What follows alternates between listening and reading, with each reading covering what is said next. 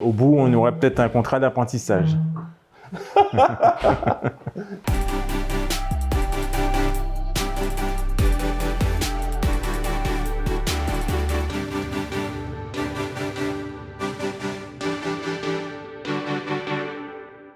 Bonjour à tous, Tony Montfort, artisan coiffeur.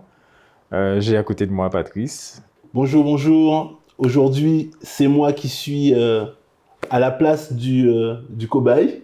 Donc, je vais apprendre cette nouvelle technique avec beaucoup d'appréhension, ma foi, puisque cette technique, c'est...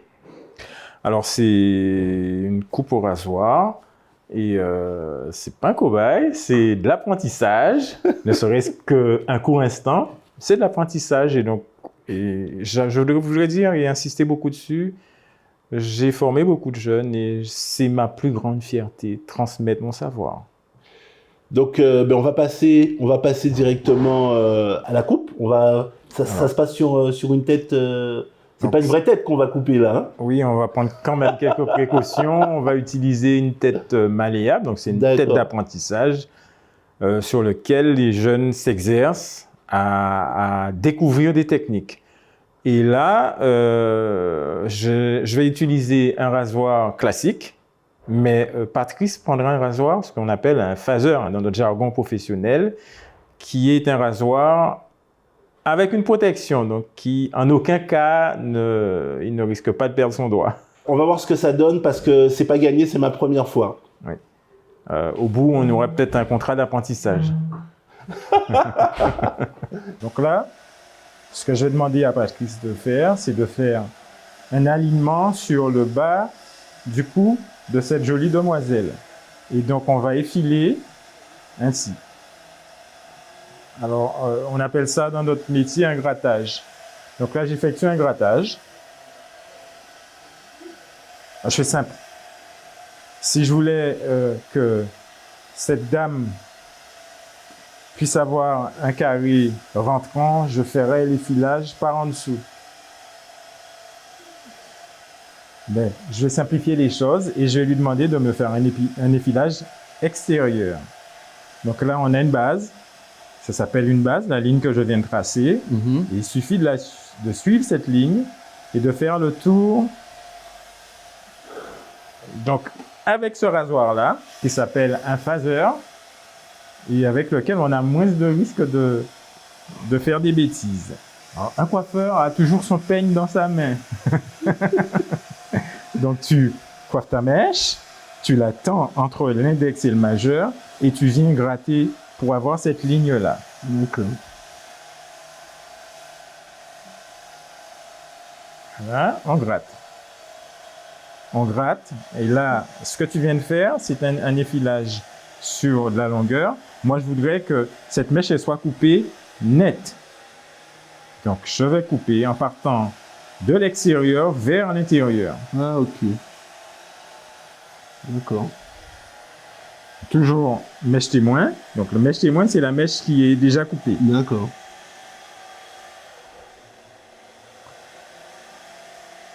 En partant de l'extérieur, voilà. Et tu n'aie pas peur.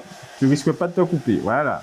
J'ai oublié de dire que ce que nous sommes en train de faire, c'est ce que j'affectionne et que je préfère dans ce métier. C'est de transmettre sa connaissance et le passer à la nouvelle génération. Donc, j'ai formé beaucoup de jeunes dans ce métier et j'en suis extrêmement fier. Alors, vous qui regardez l'émission, je vous avoue que je suis pas le plus en confiance, mais ça paraît pas aussi compliqué, donc... Alors, bon, on va pas dire que c'est d'une régularité exemplaire, mais pour une première, alors, j'aurais aimé que tu puisses prendre la mèche, toujours, et de faire l'effilage de l'intérieur. Donc, toujours la même chose, on gratte, mais de l'intérieur. Donc, ce qui fait que à l'intérieur sera légèrement plus court que l'extérieur, et donc, naturellement, la mèche va se plier quand on fera le brushing. D'accord. Logiquement, quand on coiffe une cliente, on ne la laisse pas partir comme ça, sauf si elle veut garder ses cheveux mouillés. Alors, ton rasoir doit être moins face à tes doigts. Plus incliné. Incliné. Voilà. et tu glisses. Il faut que ça soit rapide. Voilà. Donc là, on voit naturellement la mèche se courber déjà vers l'intérieur.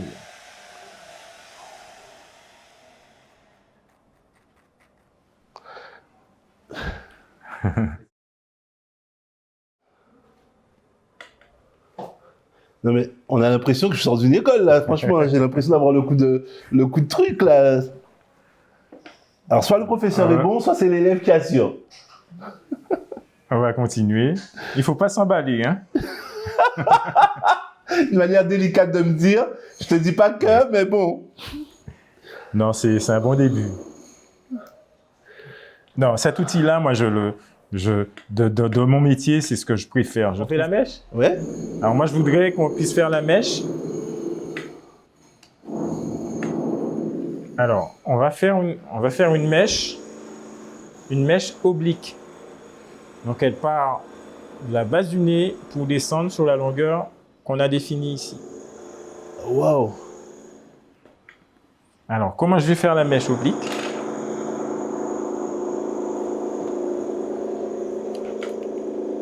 Je coiffe, je tiens ma mèche, voilà ma base. Oui.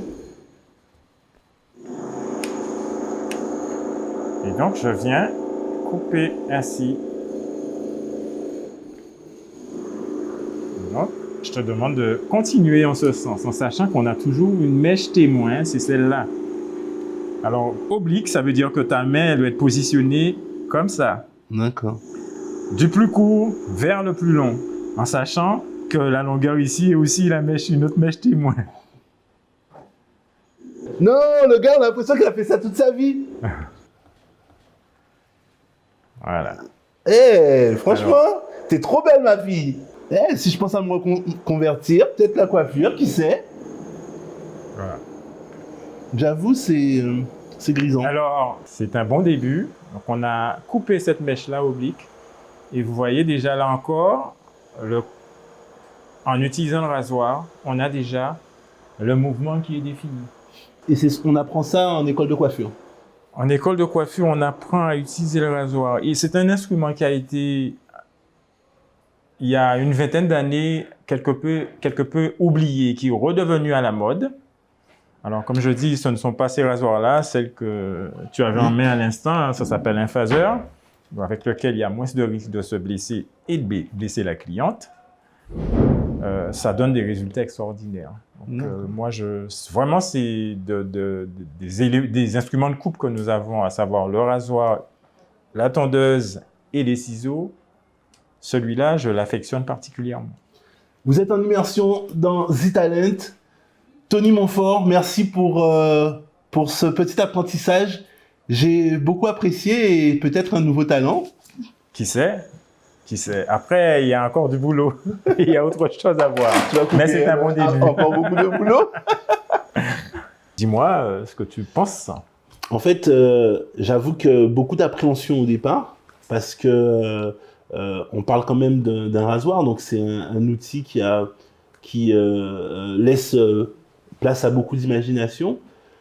Mais c'est vrai, on est guidé quand on a la technique, avec l'outil bien évidemment qui est approprié, ben finalement c'est plutôt grisant. Ben voilà, en fait, c'est ce que nous recherchons quand nous embauchons des jeunes, c'est de leur faire envie de transmettre un savoir et que demain, ben, ces jeunes-là, qu'ils deviennent eux-mêmes des artisans.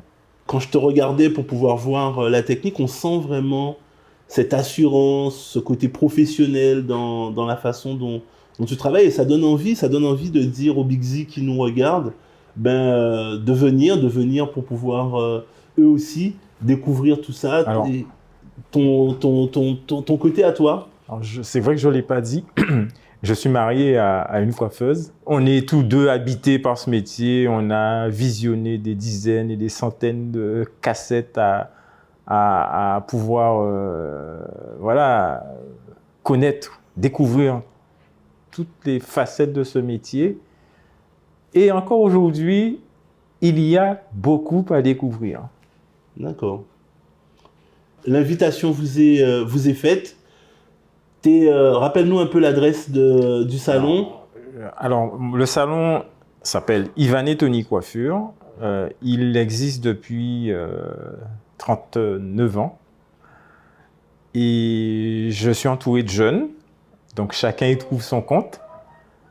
Nous sommes aux 2 rue Barbès à Pointe-à-Pitre, juste à côté de l'ancien palais de justice et de la place de l'église. Je peux rajouter le numéro de téléphone, donc 05 90 82 01 56. D'accord. Bigzy, vous avez l'adresse à vous de venir découvrir ce salon et vraiment ce savoir-faire professionnel.